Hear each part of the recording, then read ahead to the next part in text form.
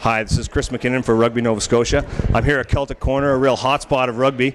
I'm with Tim Keddy from the Halifax Rugby Club and John Gillis from the Tars. We're here for a monumental occasion. Halifax Rugby Football Club and the Halifax Tars Rugby Club have joined forces to reinvigorate, if you will, the clubhouse at the Wanderers ground. Tim, why don't you give me a little bit of history? How did this come about?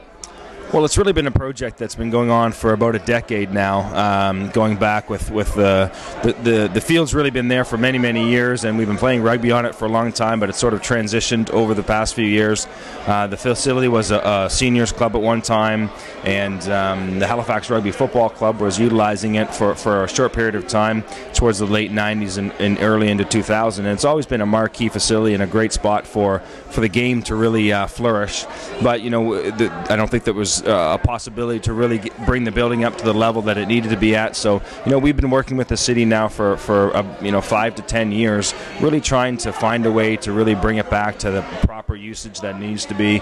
And of course, you know, these things take time, but we're really in a great position now, and it's really going to do a lot for the game to have that back as a marquee facility for the sport, for the community, for everything going on in the city. John, I'll go to you next.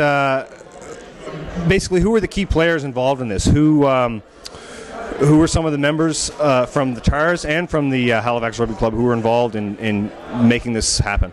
I guess generally this sort of started, as many things do in the rugby world, with a couple old guys kind of talking over a beer about, you know, what can we do to move things along. It showed I guess a lot of guts on the part of the Halifax Rugby Football Club to come to their arch rivals, the Tars, and say, look, we're thinking about this, but we don't know if we can do this by ourselves. What do you think? So it started off with a few quiet conversations with Tim Keddy, Ryan Kells, Peter Bowditch from the Halifax side, myself, Mike Gervais, our president, Jeff McClotchy. A few guys have been around the game for a while, just starting to put their heads together on how can we maybe make this happen. And a few conversations turned into a meeting, which turned into some hard commitments.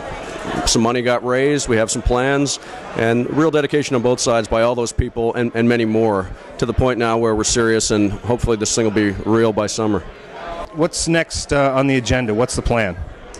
Well, the last few years, it's really been getting this together, putting the plans together, getting the drawings done for the facility, what it would look like, and really the scope of the project in terms of the cost. So we've got a pretty firm grasp on that. Now it's about fundraising. Now it's about getting community involvement. Now it's about getting the province to come on board.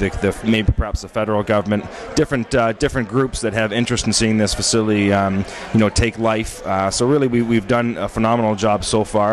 Now we're waiting to get some approval from the community, from the HRM, to really take it to the next level. So we're really, really close to this. That's a long ways away still, but it's really, really close to being completed. So it's really about getting the funding in place now, doing our joint fundraising efforts as two clubs within the city, really focusing on the game and raising the rest of the money to be able to complete the project. Who's raising the money for this? Will it come from government? Are you guys raising money? Sponsorship from outside sources? What's happening with that? It's a little bit of everything. The city, if it's approved, will make a large contribution, but we're looking at some matching funds from the provincial government. The federal government in their recent budget has outlined some funds for projects like this that are community-based and involve other levels of government that seem very naturally associated with this. We're exploring those now. We're looking at big donations in the amount of $1,000 as founders members from individuals. Not everybody can do that, and others are helping with smaller amounts. They're going to be helping do events and that sort of thing. And as we move along, we'll be looking at the corporate world as well for sponsorships and some things associated with the facility. So it's really a lot of different things, and all of them need to move forward for this to work. Okay, guys, and one last question. So when will it be open? When can we have some games there and drink a beer maybe? Well, really as soon as possible is really the goal for this, and I think it's going to be amazing. So we need to have it right away. All right, guys. Thanks very much. Appreciate your time. Thank you very much.